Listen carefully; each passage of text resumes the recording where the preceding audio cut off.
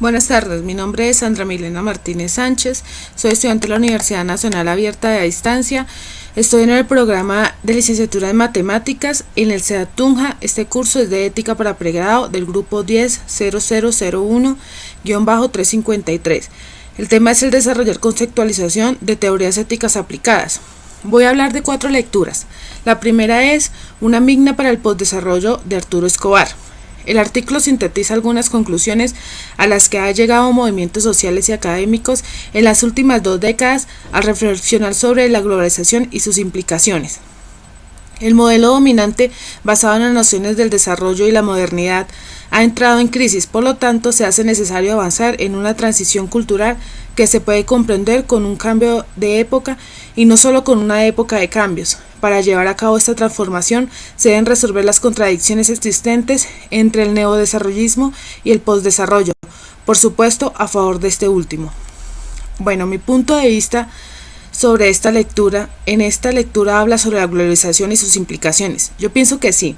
En Colombia debe globalizarse desde un pensamiento de desarrollo, pero se debe saber hacer, no solo que ganen los que tienen poder, sino para todos igual, como lo dice el artículo La teoría y la realidad de la globalización en Colombia, del periódico El Heraldo, y que debemos dejar de pensar que la globalización solo sirve para hacer daño, para exportar el mal, como las armas o las drogas, y que nuestro orden público hace que muchos extranjeros no quieran apoyar a Colombia, como lo dice el documento Oportunidades y riesgos de la globalización para Colombia, por Salomón Kalsmanovitz.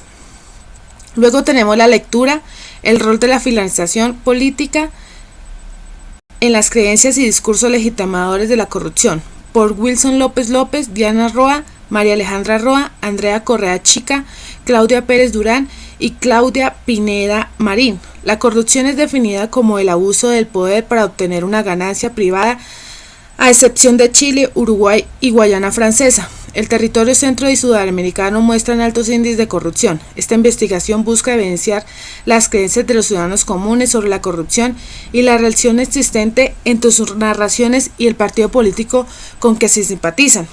Para desarrollar el estudio se contó con la participación de 325 personas, 166 mujeres con edades entre los 18 y 69 años y 159 hombres con edades entre los 19 y 74 años con un nivel de escolaridad primaria, secundaria, técnica o tecnológica, universitaria, posgrado y sin ningún nivel de estudios, quienes respondieron a una breve entrevista de 30 minutos aproximadamente. Las narraciones se analizaron con métodos unidimensionales y multidimensionales utilizando el software SPAN. De igual manera, la simpatía con un grupo político influencia el juicio sobre los actos corruptos del grupo oponente y del mismo al que sigue. En la discusión se desarrollaron en primer lugar las diferencias entre hombres y mujeres sobre los hechos y los significados de la corrupción. En segundo lugar, en los hechos de corrupción, grandes y pequeños, son percibidos como graves o no en relación con los niveles de educación de los ciudadanos, y finalmente que las actitudes y los juicios que se emiten con respecto a un acto ilegal son considerados más o menos corruptos dependiendo del grupo social o político con el ciudadano se identifique. Mi opinión sobre esta segunda lectura, pues podemos ver que habla de la corrupción, y ya todos sabemos que la corrupción va desde nuestro hogar, desde nuestras costumbres, que si nos dejamos comprar el voto, pues ya sabemos qué gobierno nos espera. Debemos cambiar esta visión. Nosotros como jóvenes estudiantes con criterio debemos enseñarle a nuestros hijos, padres o abuelos a cambiar esa visión, a mostrarles con hechos lo que la política hoy es, no con habladurías y chismes, sino con razones y hechos. En el artículo llamado Colombia se rajó en el índice de percepción de corrupción mundial por el Caracol Radio el 21 de febrero del 2018, allí nos habla de que, acuerdo con el último informe que entregó Transparencia Internacional, Colombia mantiene desde hace 4 años una calificación de 37 sobre 100 puntos, lo que significa que no ha cambiado la imagen de grupos de expertos tiene sobre el sector público colombiano en cuanto a corrupción. El país cayó 6 puntos desde la última medición pasado del puesto 90 al 96 entre 180 países. Transparencia por Colombia reconoce que si bien se han adelantado ajustes, instituciones y normativos importantes, la percepción no va a cambiar mientras no se evidencien cambios de fondo. Por eso la entidad planteó 3 reformas que requieren el país y que deberían aplicar los candidatos presidenciales para mejorar la situación. Eso lo podemos ver en este artículo. La tercera lectura es de Diversidad Sexual, Salud y Ciudadanía, por Carlos Cáceres, Víctor Talavera, Rafael Marín, y habla de las orientaciones sexuales no heterosexuales dejaron de ser consideradas como la patología por la Asociación Psiquiatría Americana en 1973 y por la Organización Mundial de la Salud en 1990. Sin embargo, en opinión de los autores, en América Latina estos cambios no se han traducido ni en una atención en salud inclusiva ni en el reconocimiento como ciudadanos plenos de las personas no heterosexuales. Este documento tiene como propósito brindar una panorámica teórico referente a la sexualidad, proponiendo condiciones apropiadas que permitan encarar exitosamente los desafíos que se presentan. Así se expone el papel regulador que ejerce la medicina sobre la sexualidad, hecho que ha generado reacciones tanto académicas como políticas.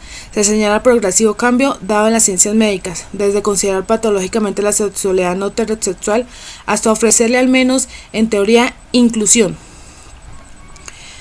Se describen los impactos negativos que un ambiente social adverso genera en un individuo. Finalmente, se proponen acciones concretas a tomar para brindar mejores servicios de la salud a los ciudadanos no heterosexuales. En la tercera lectura habla sobre la discriminación sexual. Y es triste que aún vivamos en la era de hielo. Nosotros no somos nadie para juzgar a nuestro prójimo. Todo lo contrario, debemos apoyarlos y ayudarlos con sus orientaciones sexuales. Y hacemos todo lo contrario, llevándolos inclusive al suicidio. El rechazo a las enfermedades. Cambiemos esta visión. Uno no sabe cuándo tendremos que vivir esas situaciones. Recordemos, nosotros tendremos hijos, sobrinos, nietos, en fin, personas que también vivan esta condición que es muy normal. En el artículo ONU lamenta que en Colombia continúe la discriminación por orientación sexual por el periódico El Espectador, donde nos dice que está en una gran oportunidad para que la comunidad educativa integrada por profesores, rectores, estudiantes y padres de familia comprendan que ninguna persona debe ser discriminada y que se rompan perjuicios, cambien mentalidades y creen entornos de inclusión e igualdad, en los que se respete la dignidad humana. Concluyeron las organizaciones que aplaudieron que el Ministerio de Educación esté comprometido con la decisión de la Corte Constitucional de someterse a los estándares internacionales de respeto al derecho humanos. En la cuarta y última lectura, que se llama Fuentes digitales y fuentes impresas, prácticas letradas y plagio en el marco universitario, por Aurora María Ruiz Bejarano, habla de los estudios acerca de las prácticas de escritura deshonesta, experimentando un auge significativo con la expansión de las tecnologías de la información y de la comunicación. Una parte de esos estudios acepta la celeridad de las herramientas digitales y la accesibilidad de la información como las principales causas de la comisión del plagio digital. Sin embargo, es necesario realizar una aproximación del ciberplagio, que lo sitúe dentro de las márgenes de la transformación operadas en las prácticas de escritura y que inciden también en las reformas de comprender el conocimiento y estimar el aprendizaje.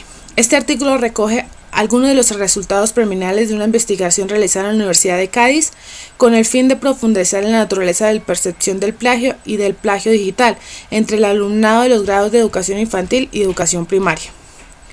Mi opinión sobre esta cuarta lectura, pues podemos saber que habla del plagio y del ciberplagio.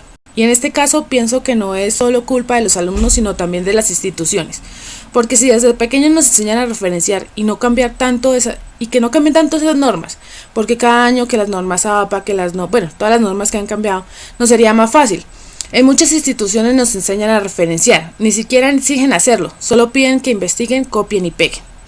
Y eso viene desde el colegio.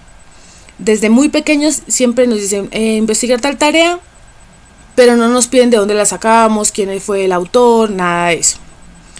Y pues así nos enseñamos, ya solo cuando llegamos a la universidad es cuando nos exigen a referenciar, y en muchos casos da pereza hacerlo o simplemente lo hacemos por pasar la nota. Debemos inculcar eso a nuestros estudios, en nuestro trabajo, en nuestra vida cotidiana. El plagio es corrupción y ahí debemos saber que es algo malo. En el artículo llamado Sobre el delito del plagio del periódico La República, donde nos dice, plagiar es un verbo transitivo que entre nosotros define al acto o acción humana de copiar lo sustancial, es decir, lo más relevante de una obra ajena para después presentarla como propia. Y así es que el plagio viene a ser como el hurto, la apropiación ilícita o el robo, una acción que ataque contra la propiedad de otra persona, constituyendo por tanto un delito. Bueno, fueron uno de los resúmenes de las 4 lecturas, doy mi opinión y pues me referencio sobre otros artículos de buena referencia, puede ser. Gracias y espero le guste el tutor. Buen día.